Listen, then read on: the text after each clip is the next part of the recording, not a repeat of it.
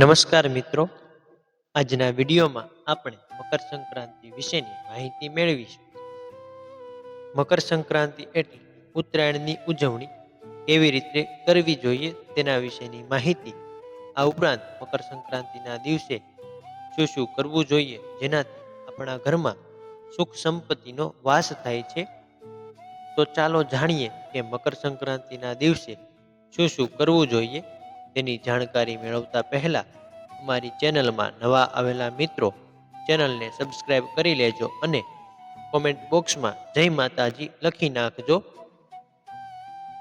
મિત્રો, મકર સંક્રાંતિ એ ભારતનો કૃષક તહેવાર છે. ભારત અને એશિયાના અન્ય દેશોમાં પણ આ દિવસને પાકની લણણી સાથે જોડવામાં આવ્યો છે.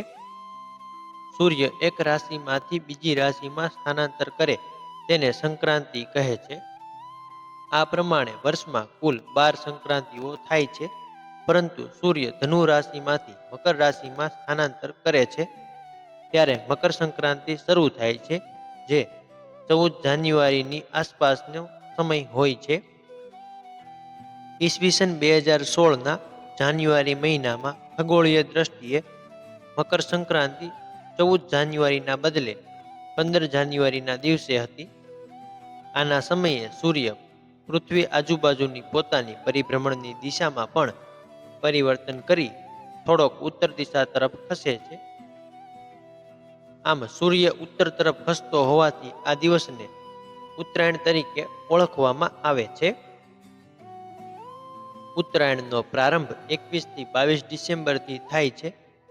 મોટાભાગના લોકો મકર સંક્રાંતિ અને ઉત્તરાયણ એક જ દિવસે હોય તેમ માને છે.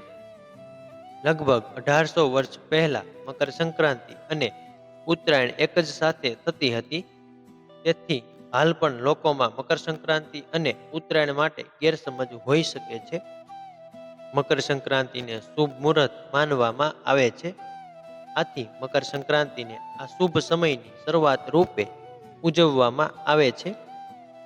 અલગ અલગ સંસ્કૃતિઓમાં આ ઉજવણી અલગ અલગ રીતે કરવામાં આવે છે. ભારત સરકાર દ્વારા મકર સંક્રાંતિને પણ રાષ્ટ્રીય તહેવારોમાં ગણવામાં આવ્યો છે. મકર સંક્રાંતિ એ જ્ઞાનની દેવીમાં સરસ્વતીની પૂજા, આદર કરવાનો પણ તહેવાર છે. જીવનના લક્ષ્યો પૂરા કરવાની ઈચ્છા રાખનાર માટે આ આદર્શ સમય મનાય છે. મકર સંક્રાંતિનો મહત્વપૂર્ણ સમય પરિવર્તનો, જૂનું તજી અને નવું અપનાવવાનો સમય છે. ગુજરાતમાં આ સમયે છડેલા ધાન્યની અને તલની મીઠાઈઓ, ખાદ્ય પદાર્થો બનાવી અને દાન કરવામાં આવે છે. ગુજરાતમાં આ દિવસે ઘઉં, બાજરી કે જુવારને છડીને તેનો ખીચડો બનાવવામાં આવે છે. બહેન, દીકરી તથા અન્ય લોકોને ખીચડો ખવડાવવાથી પુણ્ય મળે છે તેવી માન્યતા ગુજરાતીઓમાં પ્રવર્તે છે. આ ઉપરાંત ઘઉંની ઘૂઘરી કરીને ગાયોને ખવડાવવામાં આવે છે. ભારતના અન્ય પ્રાંતોમાં આજના દિવસે માલિક પોતાના નોકરોને અન્ન, વસ્ત્ર અને ધન વગેરે સામગ્રી દાન ભેટ સ્વરૂપે આપે છે.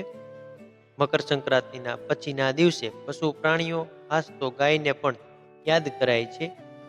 નાની બાળાઓના હસ્તે પશુ, પક્ષી અને માછલીઓના ભોજન ખવડાવાય છે. આ દિવસે યાત્રા પ્રવાસ કરવો અનુચિત મનાય છે, કારણ કે આ દિવસ કુટુંબ પરિવારના મિલન અને પરિવાર માટે સમર્પણનો છે. આ દિવસે ગુરુજનો પોતાના શિષ્યોને આશીષ આપે છે. મકર સંક્રાંતિના દિવસે શું શું કરવું જોઈએ તેની માહિતી મેળવીએ. નંબર 1, સવારમાં ઉઠીને પોતાના ઈષ્ટદેવની કૃપા આરાધના કરવી જોઈએ, જેનાથી તમારા ઘરમાં સુખ શાંતિ બની રહે છે.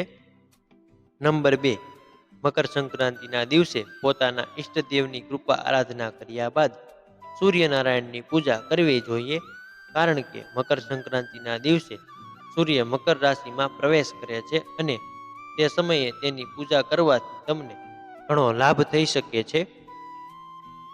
નંબર 3, મકર સંક્રાંતિના દિવસે ગાયોને લીલું ઘાસ નાખવું જોઈએ, જેનાથી તમારા ઘરમાં સુખ શાંતિ બની રહે છે. નંબર 4, મકર સંક્રાંતિના દિવસે વહેલી સવારે કોઈ પણ બાળકોએ કે મોટા વ્યક્તિએ પતંગ ન ઉડાવવી જોઈએ, કારણ કે સવારે પક્ષીઓ ઉડતા હોય છે અને તેને પતંગની દોરી ન લાગે તેની કાળજી લેવી. નંબર 5, આપણા દેશમાં પ્રતિબંધિત ચાઇનીઝ દોરીનો ઉપયોગ કોઈએ પણ ન કરવો જોઈએ અને આવી દોરીનો ઉપયોગ કરનાર દેશના હિતને નુકસાન પહોંચાડે છે. નંબર 6, મકર સંક્રાંતિના દિવસે ઘર આંગણે આવેલા સાધુ ભિક્ષુને દાન આપવું જોઈએ. નંબર 7, મકર સંક્રાંતિના દિવસે સવારે પક્ષીઓને ચણ નાખવી જોઈએ અને કોઈ પણ પક્ષી પતંગના દોરાને લીધે ઘવાય નહીં તેનું ખાસ ધ્યાન રાખવું જોઈએ. નંબર 8, ઉત્તરાયણના દિવસે ગરીબ લોકોને દાન અથવા તો જમવાનું આપવું જોઈએ, જેનાથી તમારા ઘરમાં સુખ શાંતિ કાયમને માટે જળવાઈ રહે છે. નંબર 9, મકર સંક્રાંતિના દિવસે કોઈ પણ બ્રાહ્મણને દાનમાં વસ્ત્ર કે વાસણ આપવું જોઈએ.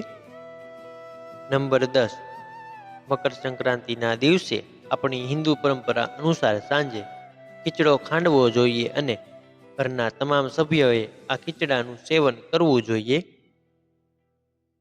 તો મિત્રો, અમારો વિડીયો તમને પસંદ આવ્યો હોય તો વિડીયોને લાઈક કરી ચેનલને સબસ્ક્રાઈબ કરવાનું ભૂલશો નહીં અને જે મિત્રો વિડીયોના અંત સુધી જોડાયેલા છે તેમનો ખૂબ ખૂબ આભાર અને આપના પરિવારને ઉત્તરાયણની હાર્દિક શુભકામના.